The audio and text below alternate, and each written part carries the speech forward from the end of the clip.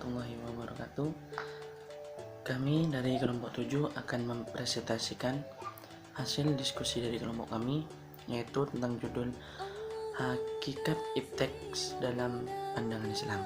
Sebelumnya, perkenalkan, nama saya Alfian Rudianto, NIM 1910 411079 dari kelas manajemen B 2019. Di sini saya akan membahas tentang konsep ipteks dan pandangan muslim, yaitu perkembangan ilmu pengetahuan dan teknologi merupakan konsekuensi dari konsep ilmu pengetahuan dan Al-Quran yang menyatakan bahwa hakikat ilmu itu adalah menemukan sesuatu yang baru bagi masyarakat.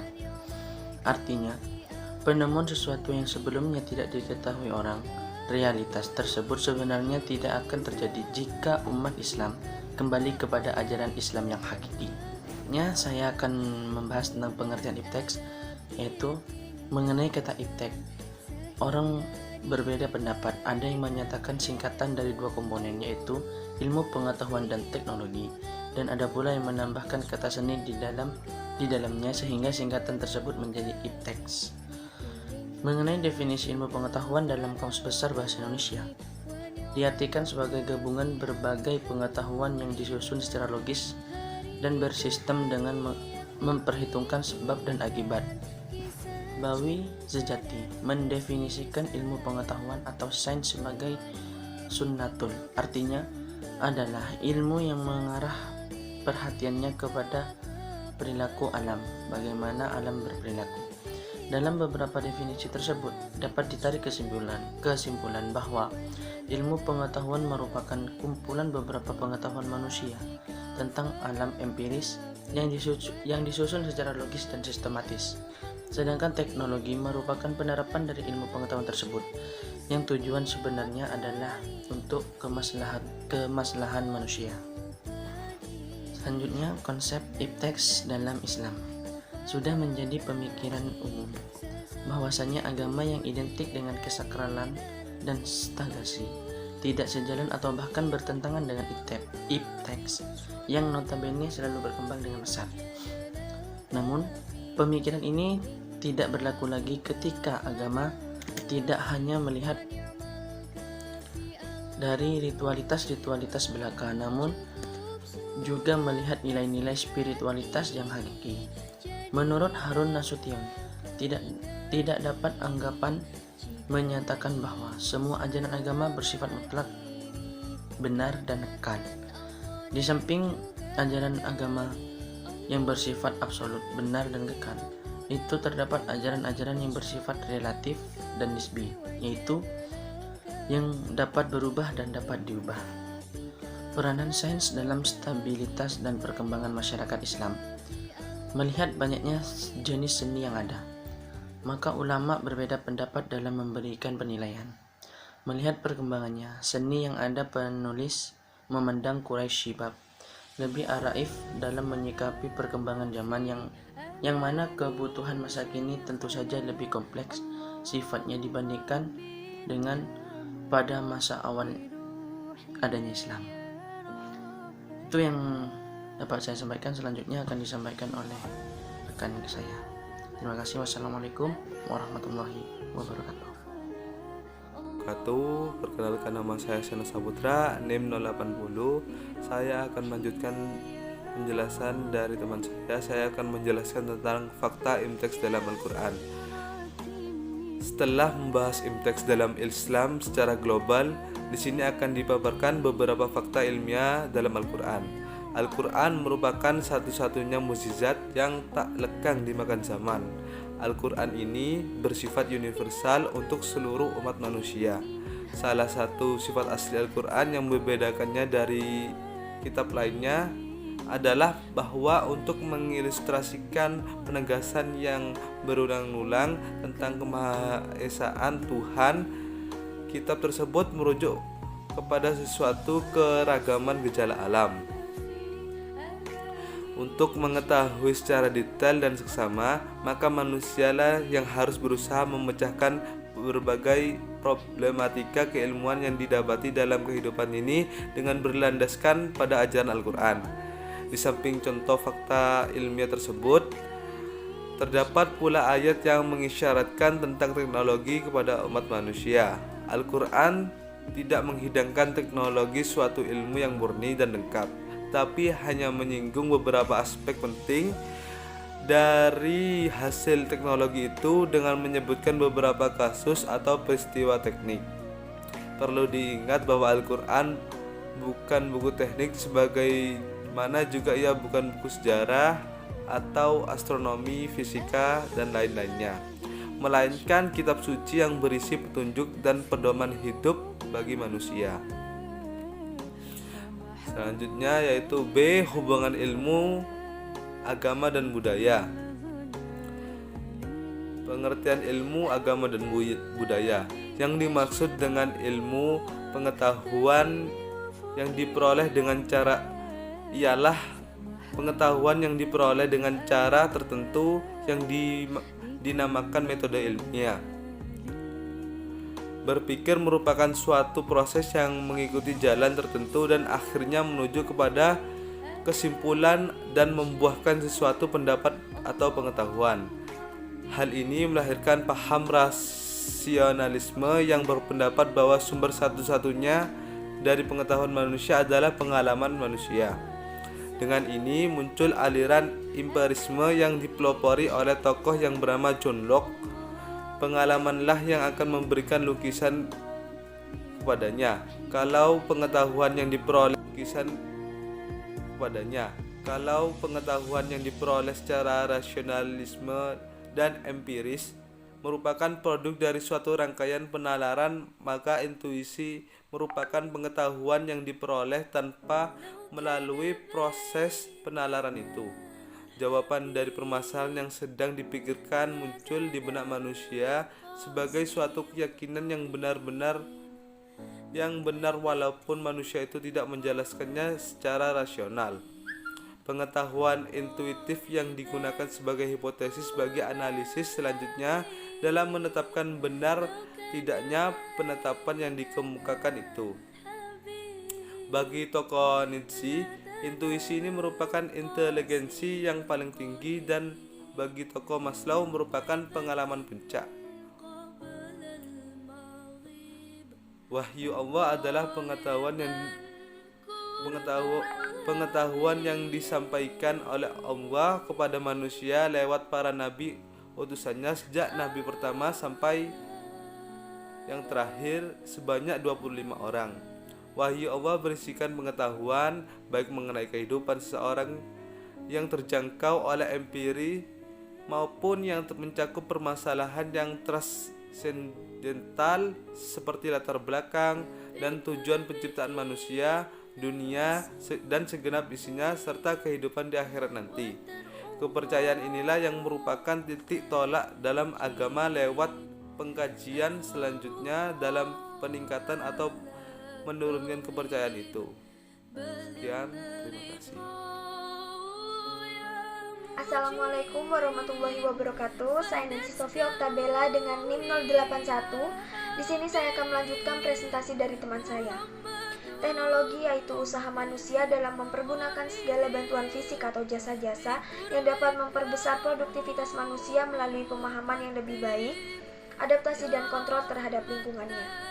Ketidakkacauan itu disebabkan oleh penerapan peraturan agama tentang moralitas, nilai-nilai kehidupan yang perlu dipegang, dimaknai dan juga diberlakukan.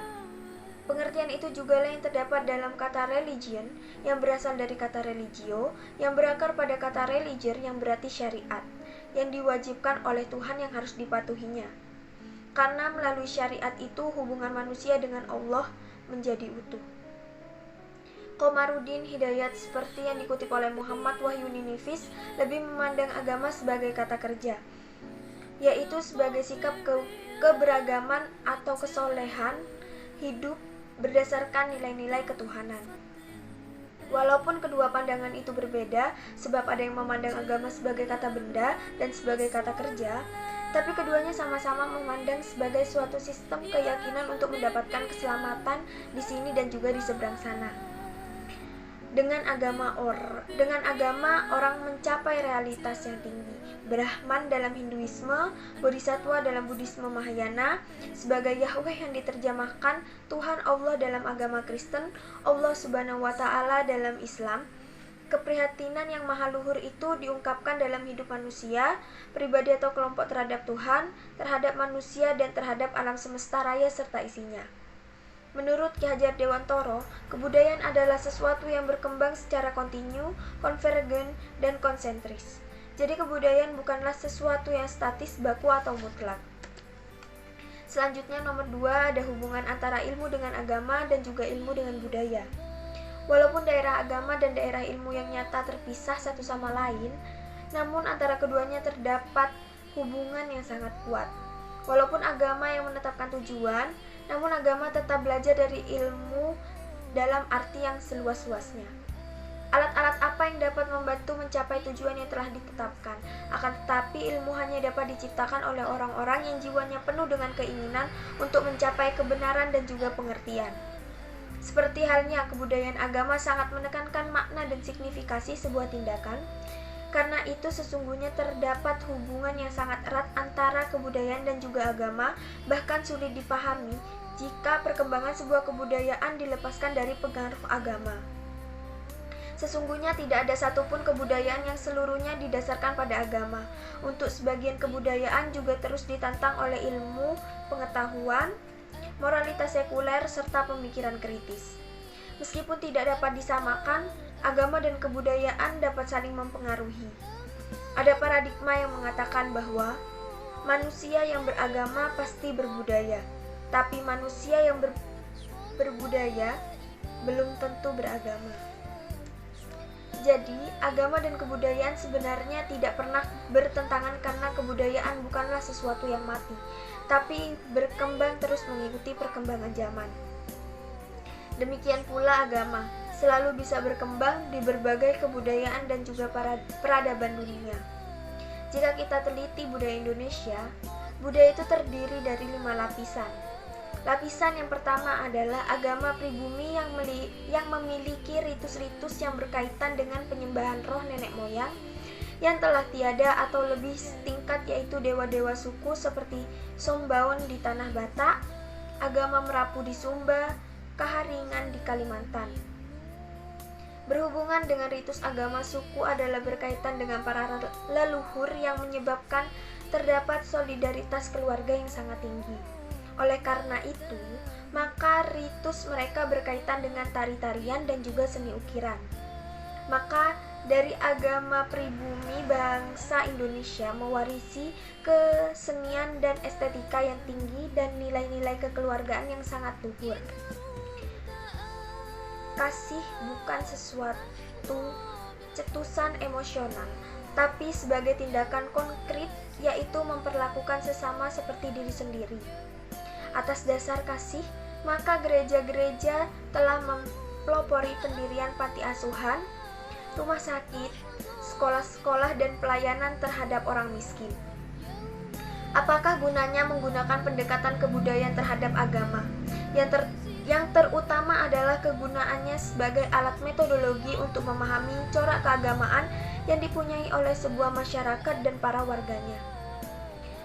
Kegunaan kedua, sebagai hasil lanjutan dari kegunaan utama tersebut adalah untuk dapat mengarahkan dan menambah keyakinan agama yang dipunyai oleh para warga masyarakat tersebut sesuai dengan ajaran yang benar menurut agama tersebut, tanpa harus menimbulkan pertentangan dengan para warga masyarakat tersebut.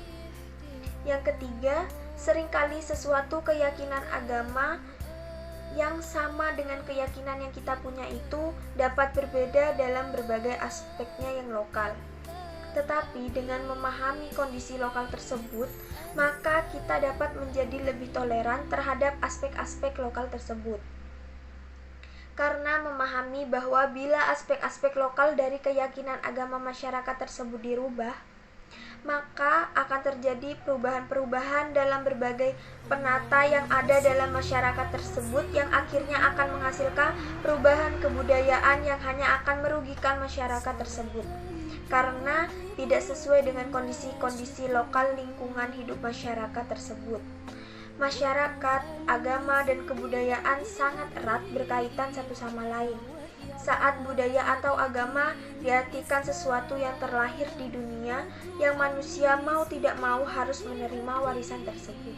Terima kasih, selanjutnya akan dibahas oleh teman saya. Assalamualaikum warahmatullahi wabarakatuh.